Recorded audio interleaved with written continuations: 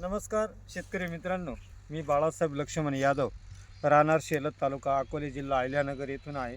मी माझ्या रेड डायमंडच्या पेरूच्या प्लॉटमध्ये आहे.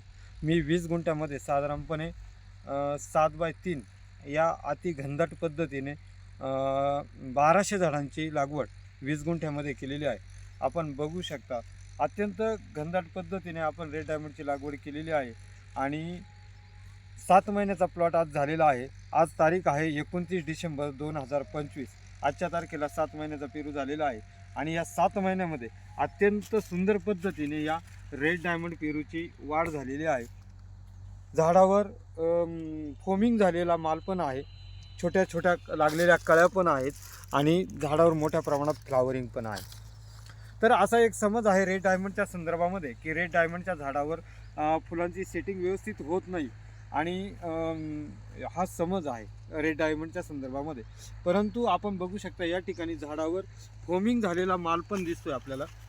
हा फोमिंग झालेला माल आहे. झाडावर मोठ्या प्रमाणात फ्लावरिंग पण आहे, कळ्या पण आहेत. ह्या सगळ्या अवस्थेत 3-4 अवस्थेमध्ये हे झाड काम करतं. 12ही महिने उत्पन्न देणारा हा रेड डायमंडची व्हरायटी आहे. अत्यंत सुंदर पद्धतीने या झाडांची इथं बाग तयार झालेली आहे. 20 गुंठ्यामध्ये साधारणपणे 1200 झाडं आपण या रेड डायमंडची लावलेली आहेत. तर या रेड डायमंडची खास वैशिष्ट्ये आहेत की याचं फळ जे आहे ते बाहेरून हिरवा कलरचं असतं आणि आतून पूर्णपणे लाल याचा कलर असतो. बियांचं प्रमाण अत्यंत कमी असतं आणि खायला अत्यंत गोड असतं. तर हा रेड डायमंडच्या पेरूचंही उत्पादन आपण 12ही महिने घेऊ शकतो. फक्त आपल्याला आवश्यक असतं ते झाडांची क्वालिटी जर व्यवस्थित आपल्याला भेटली तर 100% आपण चांगलं उत्पादन घेऊ शकतो. 7x3 अंतरानं आपण आपल्या शेतामध्ये या रेड डायमंड पेरूची लागवड करून 12ही महिने उत्पन्न या रेड डायमंडच्या पेरूपासून घेऊ शकतो. याची एक छाटणीची पद्धत आहे, आपण त्याला बॉन्साय म्हणतो. झाड ठेंगणं ठेवून त्याच्यापासून जास्तीत जास्त फ्लावरिंग घेऊन आपण जास्तीत जास्त उत्पन्न घेतो.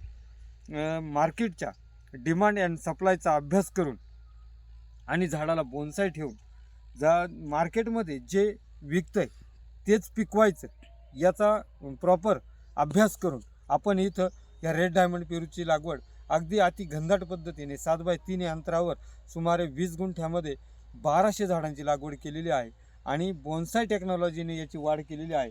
म्हणून याला 12ही महिने आपण उत्पादन यापासून घेऊ शकतो आणि शाश्वत उत्पन्न शेतकऱ्याला या रेड डायमंडच्या पेरूपासून मिळू शकतं. म्हणून प्रत्येक शेतकऱ्यानं याच व्हरायटीची लागवड आपल्या शेतामध्ये करावी आणि मार्गदर्शनासाठी आमच्या या चॅनेलला संपर्क साधावा. धन्यवाद.